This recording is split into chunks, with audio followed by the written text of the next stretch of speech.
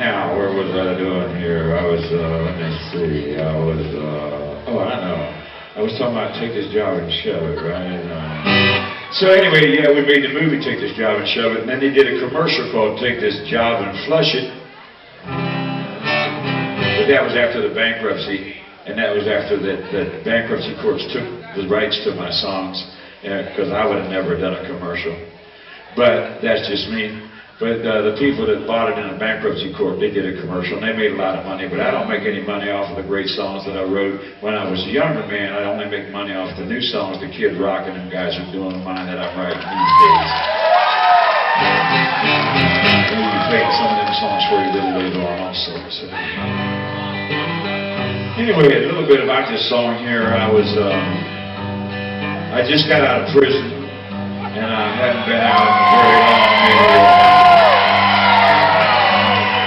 I'd only been out of prison for a short time, and I got in some trouble because the parole officer came to my house and knocked on the door, and I had brought a woman home with me from the bar that night, and she, unknowingly, she just got up and answered the door, and the parole officer said, "Who are you?" And she said, "I'm some girl." And he says, "Well, is David Allen Coe here?" And she goes, "Oh yeah, I'll go get him up." So and the guy says to me, "Well, dude, you know, this is a parole violation." I went, "What do you mean?" He said, "Well, you're not married to this woman." I said, "Of course I'm married to her." He said, "She didn't tell you I was married to her?" He says, "No." He said, "Well, I'm going to give you 3 days to bring me a marriage license." And I married the bitch. So I wasn't going to go back to prison. I wasn't going back to prison for that reason, you know. Anyway, I married her.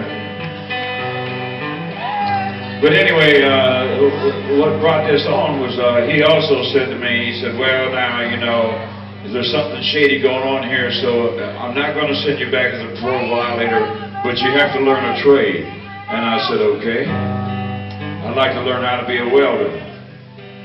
And he said, "Okay." So they sent me to Shelby, Ohio. And in Shelby, Ohio, I went to welding school there, and then I went to Galion, Ohio, to welding school there, and I graduated from welding school.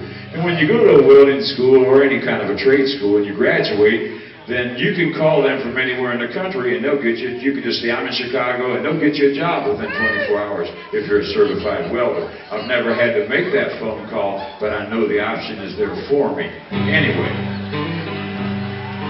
they got me my first job working for the Greater Ball Galleon Association for coffins, and they had me welding up coffins, and I was having trouble with that.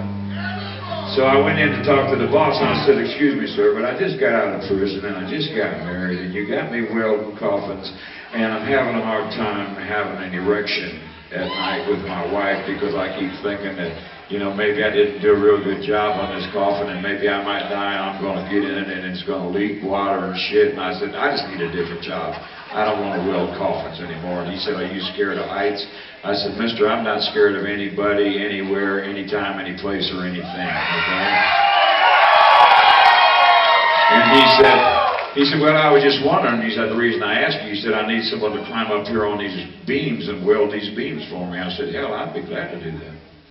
So I got up there, and I'm sitting up there just welding my ass off, and I got a bucket of them welding rods sitting beside me. Well, see, when I was in there talking to him, this line boss man came in. He's one of them guys whose neck is as big as the top part of your leg, you know, and he had him one of them flat top haircuts, and he thought he was hot shit. And he looked at me and he said, "Hey, boy," he called me boy. He said, "Hey, boy, if you don't want to go back to prison, a parole violator, you better get your ass back out there on that line and start welding." Well, I'm not stupid, so I went out and started welding. And then the boss man came out there and said, "You still want to weld up there for me?" And I went, "Yeah, I sure do." So he sent me up there. And I was sitting up there, and I had a bucket of them. I don't know what happened. Maybe my elbow hit the bucket. I don't know, something happened. The goddamn bucket of welding rods fell off and hit the line boss guy in the top of the head, and he didn't die. And that wasn't my fault. But anyway, I got an email about 4 days ago saying, "Hey, you're playing in Shelby, North Carolina in a couple of days," and said, "You know that line boss guy said he moved down there to Shelby and he's coming to your show.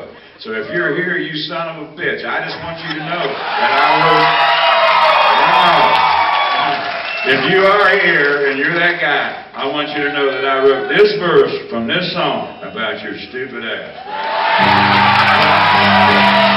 know a foreman is a regular SOB in the light box where he's a fool.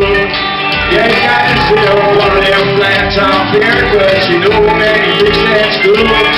You know, one of these days we're gonna blow my top and that sucker he's gonna pay. And I can't wait to see their faces when I get the nerve to say what? Yeah, I'm not working, you know. I want nothing that much to all the reasons that I was working for. And you better not try to stand my way when I'm walking out the door. Take this job, shove it. I'm not working here no more. You can take this job, shove it.